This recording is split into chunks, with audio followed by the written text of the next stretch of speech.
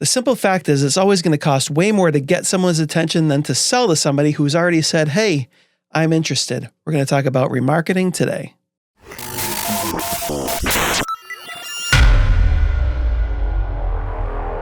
Hey, welcome back to Blunt Force Business. I'm Brian LaFauci. And I'm Patrick Marino. And today's Blunt Force fact is, sometimes you want to go where everybody knows your name. How was that? Was it all That right? was very good, yeah. Nice. Do you get the reference? We're always glad you came. And we're a Northeast-based podcast, too. We are a Northeast-based We've podcast. been to that bar. I've been Yes. to that bar. Yep. I've been to the fake one and the real one. Oh, really? Mhm. You know what I went to the fake one of is in Boston, the what's the coffee shop from Friends? Central Perk. We went to the Central Perk about a month ago. It was fucking freezing, by the way. It was cold. But we went there, and I was not so impressed. I'm like, Well, I was with a bunch of people who love Friends, and I like Friends too, but they were like, oh, this is so great. And I'm like, I think I just got ripped off for coffee. Like, what about this mimics? It looks nothing like what I've seen. Right. You know what I mean? Yeah. Like nothing. So I'm not quite sure what about this like mimics the thing. Yeah. I didn't feel like I had just walked onto the set. I felt like I was in a coffee shop, but my wallet felt like I had walked into the Central Perk. Sorry, Central Perk. I'm crushing you right now. It was great. Everything was wonderful. Today we're talking about remarketing. Remarketing. Remarketing. Where everybody knows your name. So we always are concerned about new customers. Mm-hmm. Has my lead list grown? Right. Have I gotten new people to buy onto us? How many people saw the ad? Yeah. Yep. Well, what's the problem there, Patrick? Well, it's just always it's more expensive to acquire than new. You know what the ratio is? Is it 80-20? I bet you it is close. I bet you it is close, and we can find that out for sure. We can find that out for sure, and we can drop it into the description. Yeah. The video description. What the actual ratio is of how expensive it is to get an existing client to buy something else as opposed to get a new client to buy something for the first time. Because that ratio is out of balance. Yet we spend so much time and energy and focus and thought on the metrics that involve, did our Instagram followers grow? New customer. Did our, all these things that are new customer base, where how much time are you spending in getting the juice out of your existing customer? Or just in juice. A lot of the remarketing. If you're researching remarketing, Brian, if you were researching remarketing, where do you associate that term most with? Like what part of what you do marketing wise? So this may not be the answer you're looking for, but when I think about remarketing, and maybe this is because it's one of the things we've just spent a lot of time on recently in my company, which is automating touch points for people who are currently engaging in buying, like giving them the next step stuff. Right. So like I said, I'm coming at that from a standpoint of we're just, as a company, we're spending so much time focusing on that naturally that's what we all do. We go to what we're doing. Obviously the word itself is it can be broad and have a bunch of different definitions. I think in the traditional sense, like if most people are thinking about the word remarketing, they're thinking about Facebook and Google, right? So what happens is you go to a website and you check out a shirt that you like and you don't buy it. And then you start going to websites and other social media sites, and what do you see? Yeah, you see all the you see it over and over and over and over and over again. Yes. So what they're doing is they're marketing, they're remarketing. Right. So remarketing is just the idea of marketing again to somebody who now knows, it has some awareness. And we are talking about your funnels, right? You're talking about somebody who becomes aware of the product or service that you offer, and now you've got that person's attention. Yep. So now you need to invest in getting that person to buy. And then how do you do that? And then and how valuable is that? Generally speaking, like even in a paid ad environment, the remarketing is cheaper than the cold outreach. Okay. You're spending less for that visibility than you are to get the person to look at you in the first place. Okay. Yeah, when you're just targeting existing People followers. who've already seen it. Yep. Existing followers, Yeah. I am a firm believer in the 80-20 rule with this. We've been talking about that a lot. But we should be spending 80% of our time to get those people that are already proven they love us to love us more, to follow us more, to become part of our world more, to buy more. And if we are doing that well, the natural thing that happens is that the other stuff we do that acquires new customers will naturally grow because our existing customer base, part of that, will be referring, referencing. When you stay engaged in something a lot, what do you naturally do with it? You talk about it, you refer it, you're like, hey, So 80-20 remarketing versus new acquisition is where I'm trying to hit recently. And we're doing a lot of that through automation. Mm-hmm. I don't know if you like what your take is on that, but we're just spending a lot of our strategic time thinking about like, okay, what is something that someone does that tells us that they care about us? So one of the big things that happens in our consultant company is, what does someone do? Well, they sign up for a consult. So they found out about us, they know us, right? And now they say, I want to sit down with you. The minute they say that, I've now acquired that customer, and they then You acquired that lead. Well, that lead who now becomes a customer, yes. Well, they're not a customer until they've paid. Okay, so that is true. I guess you'd have to define everything, right? Yeah, and you can define it however you want to. So like the way I define it is like, you've got cold, they don't know who we are. Yep. Then they become a prospect, then they become a lead. Yeah. They don't become a customer until they've signed the bottom line. Okay. So some of our customers, when they click on that button, have already become a customer. That has happened. Like they've gone through maybe one of our partners that we contract with, right? So they're technically a paying customer because of where they come from. Well, I mean, if you sell stuff, if you sell widgets and you sell, like I sell candy and I sell a Snickers bar to this person, and then they come back in and buy a Twix. Right. You're remarketing. Yeah. So, but you are right. Some of those that maybe the initial consult is free and they haven't bought anything yet. But they've expressed way more interest than all these other people that might just look and, do all those things. So at that moment, we want to let them know all the things they could buy. And we weren't doing that great for a while. And I kind of realized that, like, hey, and you know how I realized it is because I had a client I was working with for like a year. And one of the key things that we do is brokerage. It's one of our pillars. It's right that, you think, oh, it's right on our website. Not everyone's going through every page And literally after a year, they said, oh, I don't know you do that. I'm like, all right, we're failing. Well, yeah. I mean, it's one of the worst things to find out is if you have a current customer that pays somebody to do something that your company does. Like, why didn't you ask us? Right. Well, we didn't know. Be like if you're walking around with a Nike hat and then they were like, we sell sneakers too. Like, I didn't know that. Yeah. I mean, I think the remarketing, I mean, like you kind of have to bucket it, right? So you are remarketing to people who've already bought, who are in your system. But there's also remarketing the people that have just raised their hand, right? And how have they raised their hand? They have clicked on an ad. They've been to your website. They've submitted an interest form. Yeah. So now we know that they are interested. And so like when when I'm consulting with a lot of the companies I've consulted with, a lot of it's just we want more leads, and we're not doing a good enough job with the leads that we have to turn them into customers. And why is that? Could be that their sales process sucks. Could be that their actual product isn't that good, right? So they don't really have much to offer besides just getting in the lead, or they haven't thought about why people should buy their product instead of somebody else's product.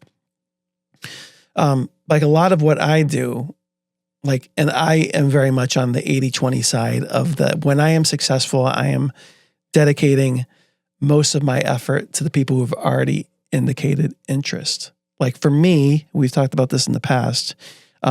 My number one driver of how I get somebody to sign up is through my email list, right? So like I've got somebody I'm pitching today who I'm pretty confident is going to sign. They have been on my email list for 3 years, 4 years. Yeah. Right. So I acquired them. The customers that go. Yeah. The customers that come. We had one this morning that reached out to us like a year ago with a question. We responded and they went dark. Yep. And then circled back with the same question like a couple of days ago and was like, hey, by the way, can you still help with this? Yeah. Absolutely. Yeah. But sometimes you just don't know. I mean, most of my effort is in remarketing then. Yeah. So what I'm doing is they know that I provide a marketing service. Mm-hmm. So now what I'm doing constantly is reminding them, hey, I provide this marketing service. I mean, I'm not always selling. What I'm doing is I've got, you've seen my messages. Most of them are educational, right? They're so great. it's like, okay, well, it's like reminding you that I exist and reminding you that I know what I'm talking about. If you want someone to manage your email campaign, call Patrick. Right. But the idea is like, with our marketing efforts, you've got this idea again, like, can we pull people into the awareness phase? They understand that we have something that they want, whether it's a product or a service. They understand that we do it. Yep. Right. So now we have to keep reminding them. Yeah. Right. And then we adjust our messaging within there, depending on where they are kind of in the quote unquote funnel. We've talked about that stuff to death, right? Yep. It's like, okay, how interested are they? How close have they become to signing? Yep. Right. That might change the messaging that we've had. It's like, oh, you were this close and you didn't sign. Or how engaged are they? Like if they're not engaged, maybe we pull back on how often we're remarketing. If you're doing it on the digital side, it's purely automated, right? So there's a lot of, like we said, the classical kind of remarketing display campaign where I go, and I am actually, it's funny because I am a man of a certain age. Here's one way the company's wasting money on their remarketing. I get stuff like this nostalgic all the time. Nostalgic old dude shit, right? So I got targeted with a pair of Rocky Balboa Apollo Creed shorts that doubles as a swimsuit and as the American flag shorts. I had those. I ran a triathlon in them. Right. So see, so a man felt like a rock star. I came in last, but I wore the shorts. We're men of a certain age, right? So I get targeted. They know I'm going to eat it up, right? So I looked at them for a while before I bought them. Yeah, because they were freaking like $60. Oh no, mine were that. dead cheap, Right. and it was an impulse purchase. So anyway, these I'm are wearing $60, and I was just like, you know what? Like I'm not going to freaking buy that for $60. But they just kept hammering me. Finally, I bought.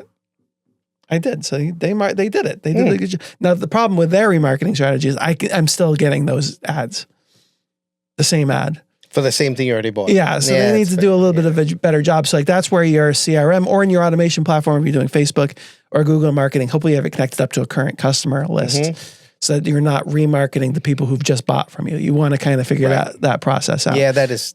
Yeah, but you got to kind of bucket out. So like you wouldn't want to. So like for example, like this is something we had to work on with big purchases, right? So if you're running, we talk about this example a lot because this is something I worked in for quite a few years. It's like if you do like a standby generator process, that's a $16,000 process for it's like you're doing the soup to nuts.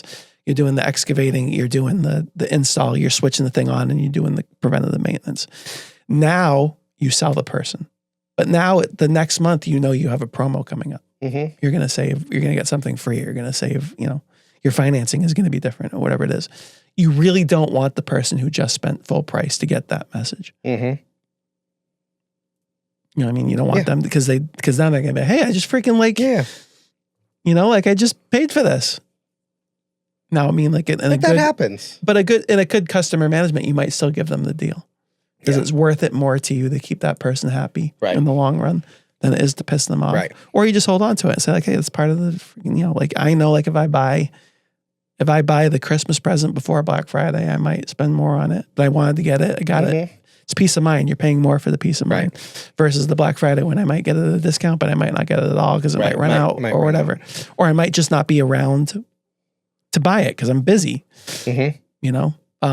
But the idea is just having like a really good strategy of taking people that have raised their hand in some way, whether they've already done business with you or they've just indicated general interest, and putting more of our marketing efforts there than into just getting people interested in the first place. The key is you need one strategy that works. Okay, build on that. What do you mean by that? One strategy that works. surprising. Hit the button, Shannon. It's a surprise. We gotta get that automated.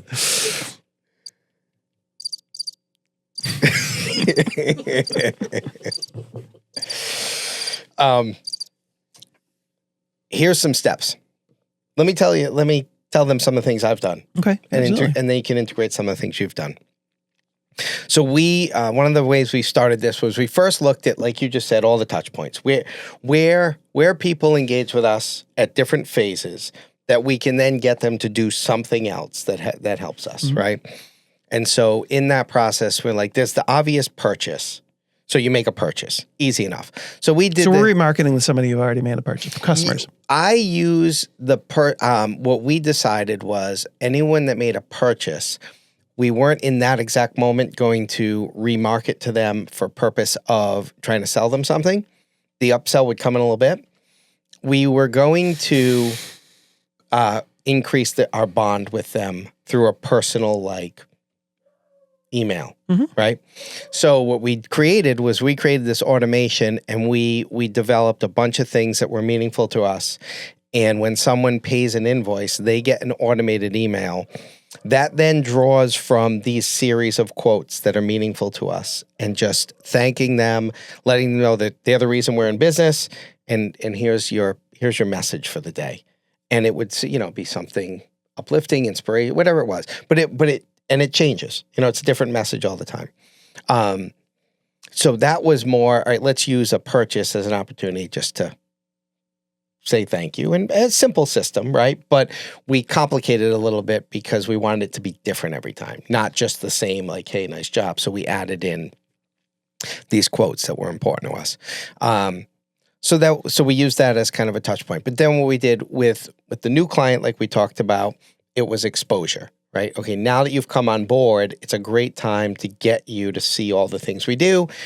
And then every 5 or 6 days, and we tell them, like, over the next, you're going to get 5 emails. When you get them, it's just going to be exposure to a new thing that we do. So we can see the open rate, right? We can see who continues to engage with that and who is following up on it. Then what we did was to the new client acquisition, we focused on referrals from existing clients. So at a certain point in time, right, maybe it's 6 months from the first service you had with us, you get this, you get an opportunity to review us and refer a client to us. And then we did something really unique with the referral one. So you see, all our targeted stuff is, even if it's new client acquisition, it's through the process of existing clients, right? And with our referral process, we wanted to increase engagement. So we made that, when that email goes out, it's a negotiation. So what we say to them is, we'd love a referral. What would you want for the referral? And we say, any request will be evaluated, and we'll follow up with you. You tell me you want $100 for a referral, I'm going to call you and say why. But what I want is for you to say something outlandish so I can call you up. And now we're engaged. Now I might pay $100 for a referral if it's good enough, right? So rather than saying, hey, any client that gives us a referral gets $10, we put, and I thought this was a really, really creative strategy. It's negotiate with us what you want for a referral. And it opens the door, and we put it out there, like, anything's open, free consult, money, like whatever it might be, tickets to the, a game. So, to the point of where we target, all of the targeted stuff we're doing is all like a lot of focus on people are buying for us. And then the last part of this that I like about this is when you start to take a client down the road, and for our listeners, when they start to look at this, ask yourself this one question. I have existing clients, right? What can I upsell them? There was PureClean out of Warwick, Rhode Island. A buddy of mine owned that company, and he did this really well, because you know what he did? He realized that people call me when there's a disaster. I come, I clean, and then I don't have any touch points. So what he said is, okay, we're going to create this service that is a value add, but that gets us in with them. It, gives me something to offer our clients in between when they're going to call us for a disaster. And it was brilliant. And it was just a facility safety checklist. He came through free of charge, took pictures of everything, asked you a bunch of questions, and then he left you with this booklet. No cost. It's an emergency preparedness booklet. But guess what? He's like, you leave it at the front desk, which we did. So when someone is like, oh, the fire alarm just went off, how do I shut it off? It's in there. So he's thinking of all the things, and he's thinking of all the things that people might call him for. Oh, there's a leak. How do I shut the water off? So he made us go around and show him where all the water shutoffs are, took pictures of them, put them in the book for free for us. But guess whose name's on the front cover? And it says emergency. So step 1, use this book to to stop the bleed. Step 2, call us. It was fucking brilliant, right? Did it cost him a little money? Yes. But it was a way to just to think outside the box and be like, I don't really have a strong value add right now, and I want to. So I'll create this, and it'll give us something that we can upsell to our current clients that keeps us front and center. I thought it was great. And he was obviously the guy I was going to call. Right. Yeah, because he earned my value. I mean, let's think even a little bit more creatively as well, because one of the things that you do a lot that I don't do as much is you're big into the networking world. Mm-hmm. But if you think about the idea of a referral and the idea of giving somebody else business, you can't always think of it as an immediate transaction. Yes. Because let's say you acquire a lead, and instead of you doing the business, you refer it out to somebody else. Mm-hmm. Don't think of that as a sunk cost. Think of that as okay, well, maybe I will never do business with that person, but the person who I'm referring to, now I have a relationship with that person. They might refer to me. Oh, absolutely. Somebody who's completely different. So as much as we're not just using their referral to get to keep that customer in our wheelhouse. We might be getting somebody else on the other end. Right. Right. So this idea of just kind of I think the idea is being aware that once we get somebody's attention, we got to do whatever. We got to keep that person. Absolutely. We got to do something with that person. What value can we get out of them? Yep. But it starts off with understanding that it's not just top of the funnel and getting new people. It's about taking the people who have already raised their hand and said, hey, I'm interested. You know who I am. Now can we do with that person? If we put more effort into those people, we're generally speaking going to be better off. I think that's the approach that you and I would take. Whether or not they pay money for us or not, right away, we're going to be spending most of our time on those people. Right. So let's do some takeaways. You want to do some quick takeaways? Shoot. Takeaway number 1 is make sure that we are really dialing down who those people who are raising their hand are. Right. So we are collecting email addresses. We're collecting phone numbers. We are tracking them through a Facebook pixel on our website. We're tracking them with digital tools. Right. So anybody who's visiting our website or coming, and that's why the pop-up comes up on the ad, leave your information. That's why when you go to the register, I get a phone number, I get an email address. We want to remarket. Remarketing has got to be a priority. Number 2 is can we now create some systems, as you said, you've got a very well thought out that you're probably constantly evaluating. What do we do when a person comes in the door?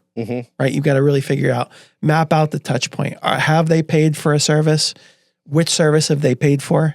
Then what are the next steps for that person based on the product or service they bought? Yep. Or also, if they haven't bought yet, what can move them across the finish line? What touch points do I need to make? What follow-ups do I need to make? And then also then you do the set and forget it. What can we automate? Right? What can we do?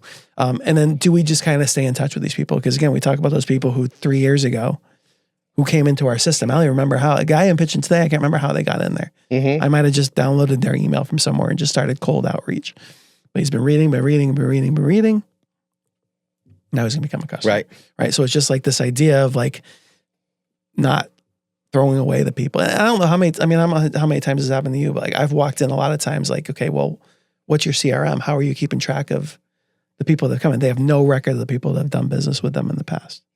Or if they have a record of people when was the last time you reached out to them? Right. Freaking serious? Right. Or you paid for them. Yeah. They responded to an ad. You paid for that person. Right.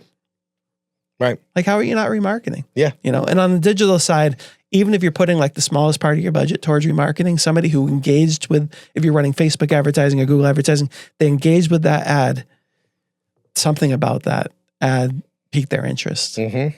So a lot of times the ads will keep showing. If you're doing display like on Facebook or Instagram, you'll keep seeing the ad, but maybe you put a little bit of money into a different type of creative that might push them over the, hey, like, did you know that we have all these reviews? Did you know that if you buy right now, you get free shipping?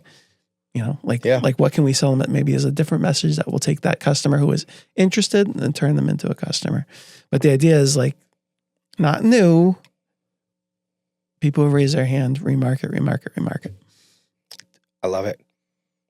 Should we wrap it up? What's the blunt force fact?